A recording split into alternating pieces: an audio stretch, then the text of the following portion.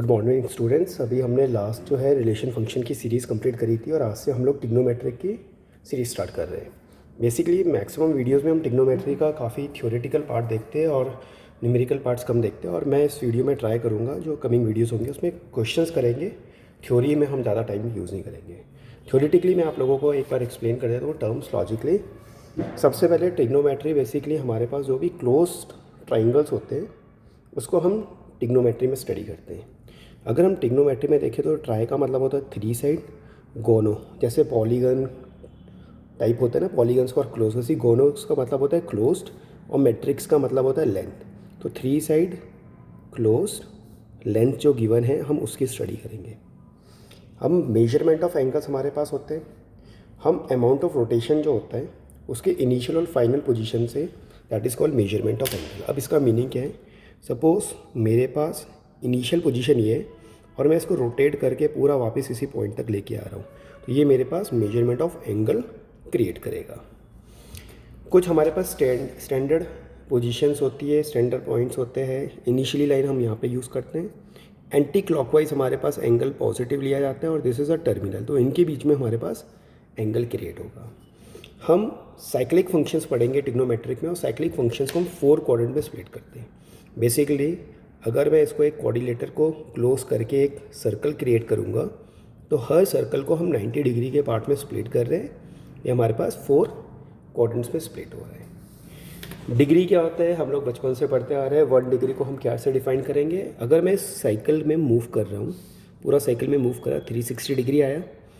अगर मैं इसको 360 से डिवाइड करूँगा तो 1 डिग्री आएगा। It means 1 of 368 of a revolution जो पूरा कंप्लीट हुआ है, that is called 1 degree. Okay, अब हमारे पास सिस्टम्स ऑफ मेजरमेंट आते हैं। इनमें से कई सिस्टम्स हम पहले कर चुके हैं। पहला सिस्टम हमारे पास होता है सैकर-गमल सिस्टम, दूसरा होता है सेंटी-मल सिस्टम और थर्ड होता है सर्कुलर सिस्टम। इस सिस्टम को हम इंग्लिश सिस्टम बोलते हैं। दिस इज़ फ्रेंच और SI unit, standard international unit system. अभी हम सर्कुलर सिस्टम्स को ही आगे स्टडी करेंगे। ओके, अब इनमें से आप लोगों ने पढ़ा हुआ है बट आपको नेम नहीं पता है। बेसिकली जहाँ पे इंग्लिश ब्रिटिश ने मूव करे थे जिन जिन कंट्री में वो रहे, उन्होंने वहाँ पे इंग्लिश सिस्टम यूज़ करा। जहाँ पे फ्रेंच रहे, यहाँ पे फ्रेंच सिस्टम यूज़ किया। अब हमारे पास जो सबसे पहले सैकर-गमल सिस्टम, इसको हम through out the first 6 class से स्टार्ट करके पढ़ रहे हैं। एक राइट एंगल 90 डिग्री का इंडिकेट करता है, 1 डिग्री 60 मिनट्स को इंडिकेट करते हैं और 1 मिनट 60 सेकंड्स को इंडिकेट करते हैं। तो बेसिकली हमने 90 के पार्ट्स में सर्कल को स्प्लिट करा हुआ है और हर एक को 90 डिग्री के रिस्पेक्ट में हमने, हर पार्ट को 90 के रिस्पेक्ट में हमने शो करा हुआ है। सेकेंड हमारे पास जो है सेंटी-मल सिस्टम, इसमें हमने 1 राइट एंगल ट्रायंगल को 100 ग्रेड्स में कन्वर्ट करा है और हम 100 ग्रेड को 100 जी के रिस्पेक्ट में रिप्रेजेंट करते हैं। 1 ग्रेड जो होता है वो 100 मिनट्स को इंडिकेट करता है और 1 मिनट 100 सेकंड्स को इंडिकेट करता है। मिनट्स के लिए हम एक सिंगल लाइन रखते हैं और सेकंड्स के लिए डबल लाइन। वो दोनों सिस्टम्स में हमारे पास प्रेजेंट है। ओके, अब इनमें से जो हमारे पास ये वाला सिस्टम था, डिग्री सिस्टम जो हमारे पास है, ये हम लोग नॉर्मली स्टडी करते हुए आ रहे हैं। बट अब हम लोगों को, क्योंकि हम स्टैंडर्डाइज सीनियर क्लासेस में हैं, तो वहाँ पे हमें स्टडी करना होता है एसआई यूनिट्स। तो हमारे पास पहला जो टर्म आता है वो होता है radian, and that is called a circular system. अब रेडियन और सर्कुलर सिस्टम में हम कैसे डिफाइन करेंगे? 1 रेडियन को 1 और सी से इंडिकेट कर सकते हैं, और अगर हम कह रहे हैं कि 1 रेडियंट है तो इट मीन जो लेंथ ऑफ आर्क होगी किसी सर्कल की वो इक्वल टू उसका रेडियस होगा। तो देखिए जो ये मैं लेंथ ऑफ आर्क मार्क कर रखा है और दिस इज़ अ रेडियस। अगर एल और आर बोथ इक्वल है तो हम इसको लिखते हैं 1 रेडियंट। नॉर्मली हम 1 से लिखते हैं, रेडियंट में हम आर भी इंडिकेट कर सकते हैं। तो रेडियस और एल हमारे पास एक रिलेशन आ गया। इसी रिलेशन से मेरे पास एंगल जो हमारे पास रेडियन पे क्रिएट हो रहा है उसके लिए एक कॉन्सेप्ट आता है। अब क्या आ गया? Radian is a constant angle. क्यों एंगल है constant? Because it is a ratio of length of arc to the radius. जो लेंथ ऑफ आर्क है, अगर मैं उसको एस से डिनोट करूँगा या एल से डिनोट करूँगा, ठीक है, लेंथ ऑफ आर्क को हम एल से भी डिनोट कर सकते हैं और कुछ बुक्स में एस से डिनोट करता है क्योंकि डिस्प्लेसमेंट शो कर रहे हैं, एस से भी डिनोट कर सकते हैं। ठीक है, l and s are both are same चीज़। तो theta is equal to s upon r अगर हमने लिखा है वो रेडियन को इंडिकेट करेगा, ये एंगल्स को क्रिएट करने के लिए होते हैं। 1 डिग्री जो हमारे पास रेडियंट में आएगा हमें इसको कन्वर्ट करना है, तो हम इसको 180 अपॉन पाई को डिफाइन के रिस्पेक्ट में डिफाइन करेंगे, और जो पाई रेडियंट होता है that is equal to 180 degree हमारे पास होता है। तो ये हमारे पास कुछ बेसिक चीज़ें थी जो हम लोग अभी स्टडी करेंगे। इसमें रेडियंट वाला पार्ट जो है हमारे पास इनिशियली ऑब्टेन्ड होगा। ओके, अब हमने कहा जो हमने 1 रेडियंट पढ़ा था उसके रिस्पेक्ट में हम डिफाइन करते हैं कि 1 रेडियंट और ये हम 180 पाई को कैसे डिफाइन कर रहे हैं। लेट्स से मैं एक सर्कल कंसिडर कर रहा हूँ और इसको हम यूनिट सर्कल बोल रहे हैं। यूनिट सर्कल का मतलब हो गया रेडियस हमारे पास 1 यूनिट है।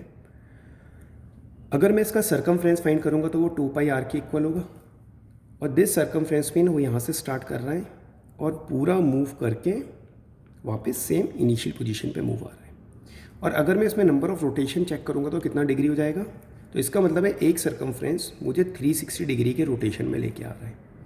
और क्योंकि r is a unit circle, मैंने आर की वैल्यू 1 पुट करी, तो 2 पाई जो हो गया वो 360 डिग्री को इंडिकेट कर रहा है। और हम रिलेशन क्या कर रहे हैं, ये रेडियस है और this is also called a arc. और अभी हमने कहा था theta is equal to l upon r, radius 1 हमने ले रखा है और ये पूरी लेंथ ऑफ आर्क हम कंसिडर कर सकते हैं। तो इसका मतलब है मेरे पास जो कैलकुलेट होगा वो रेडियन कैलकुलेट होगा। तो यहाँ पे मेरे पास 1 रेडियन किसके इक्वल हो गया, 360 डिग्री अपॉन 2 पाई के इक्वल हो गया।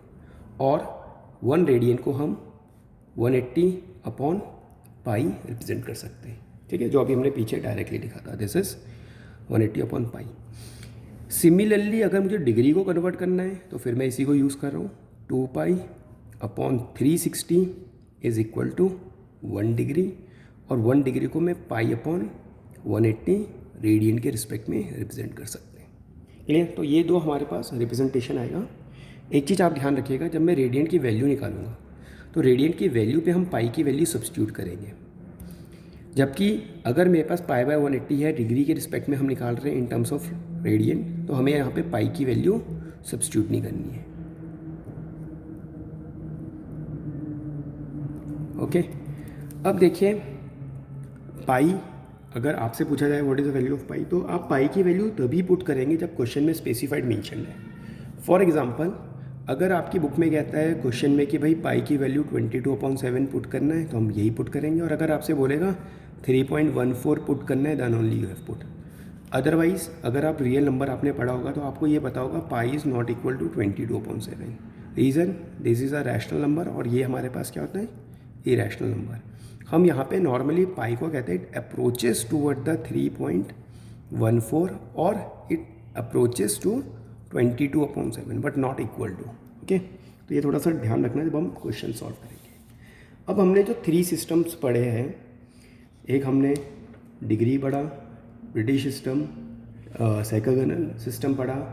इन सारे सिस्टम्स के बीच में हमें रिलेशन अगर क्रिएट करना है तो हम कैसे रिप्रेजेंट करते हैं। सबसे पहले डिग्री को अपॉन 90 से, जो हमने ग्रेड्स पढ़े हैं C अपॉन हमारे पास हो गया 100 से, और रेडियन को हम 2r अपॉन पाई से रिप्रेजेंट करके इस टाइप से अगर हम पुट करेंगे तो हम सबके बीच में रिलेशंस क्रिएट कर सकते हैं। फॉर एग्जांपल, मैंने कहा मुझे 40 डिग्री की वैल्यू कन्वर्ट करनी है in terms of radiant, 40 degree को रेडियंट पे कन्वर्ट करना है, तो हमने इसको लिखा 40 डी की जगह 90 2r अपॉन पाई। तो मेरे पास हो गया 40 90 pi upon 2 is equal to r, 0 से 0 that is 2 pi upon 9 radiant हमारे पास हो गया। ओके, सिमिलरली जो हमारी स्टैंडर्ड्स वैल्यू आती है, सपोज़ मैंने कहा मुझे 30 डिग्री को चेंज करना है, तो अभी मैं डायरेक्ट अगर फॉर्मूला यूज़ कर रहा हूँ, देखिए 1 डिग्री इतना है ना, pi by 180, 1 degree is pi by 180 degree, और मुझे 30 डिग्री फाइंड करना है, तो इसका मतलब आप 30 से मल्टीप्लाई कर देंगे। तो ये तो हमारे पास जो बुकिश मेथड है वो दिखा रहा है, पाई बाय 6 आ गया। और मैं ये वाला मेथड यूज़ करूँगा जो डिग्री, ग्रेडियंट और ग्रेडियंट सबके बीच में रिलेशंस क्रिएट कर रहा है। तो अभी 30 डिग्री है, divided by 90, 2r upon pi. अभी इसको सॉल्व करते हैं, 2 3 pi by 6 is equal to r। तो देखिए, चाहे आप डायरेक्ट मेथड से यूज़ कर लो, चाहे स्टैंडर्डाइज फार्मूला यूज़ कर लो, तो आई डू प्रिफर कि आप ये स्टैंडर्डाइज फार्मूला ध्यान रखिए। क्लियर? ओके, अब हम लोगों ने ना जो एप्लीकेशन पहले स्टार्ट करेंगे जिसमें हमें theta is equal to L/R का फॉर्म गिवन है। ओके, हम ये फॉर्मूला यूज़ करेंगे। क्वेश्चन कुछ इस टाइप से, फाइंड इन द डिग्री, हमें डिग्री में फाइंड करना है the angle subtended at the centre of circle of diameter is 50 centimeter by an arc of length 11 centimetre. Okay, तो ये हमारे पास गिवन है। हमने लिखा theta, length of arc S/R या L/R, ये आपके ऊपर डिपेंड करता है आप कौन सा सिंबल यूज़ कर रहे हो, बोथ आर सेम चीज़। 11 गिवन है, diameter 50 and then radius is equal to 25। ठीक है, ये हमारे पास वैल्यू है। अब हमने इसको पुट करा तो मेरा थीटा हो गया है L/25, और जो हमारे पास है कैलकुलेट करेगा, हमें इसको रेडियन में कैलकुलेट करना है। ये रेडियन में हमें इसको डिग्री कैलकुलेट करना है, डिग्री में बोला है तो हमने इसको लिखा 180/पाई। यहाँ पे पाई की वैल्यू क्वेश्चन में गिवन है, टेक पाई 22/7, तो अभी पाई की जगह हम 22/7 पुट करेंगे। 180/22 और 7 ऊपर हो गया, दिस इज़ 11/25। अभी हमने थीटा को सिंप्लीफाई करना शुरू करना है, तो पहले तो 11 2 5 5 ज़ा 5 2 ज़ा, अभी सॉरी 5 3 ज़ा 15 3 0 6 इंटू 7 5 2 ज़ा 10। इसको सिंप्लीफाई करा तो ये कुछ सॉल्व करके मेरे पास आ रहा है 25 1/5 ऑफ होल का डिग्री। ठीक है, अब डिग्री को हम फ्रैक्शन में नहीं छोड़ेंगे, हमें इसको मिनट्स और सेकंड में कैलकुलेट करना है। तो अभी हम कैसे करेंगे, 25 as it is, degree 1/5 of degree को मैंने 60 से मल्टीप्लाई करा, it will became into minutes. ठीक है, हमने इसको सॉल्व करा तो मेरे पास आ गया 25 डिग्री एंड 12 मिनट्स। ओके, तो अभी हमने आर्क इसका फाइंड कर लिया। अब देखिए, इसको ना मैं एक एप्लीकेशंस आपको बताऊंगा, इसकी एप्लीकेशंस क्या है।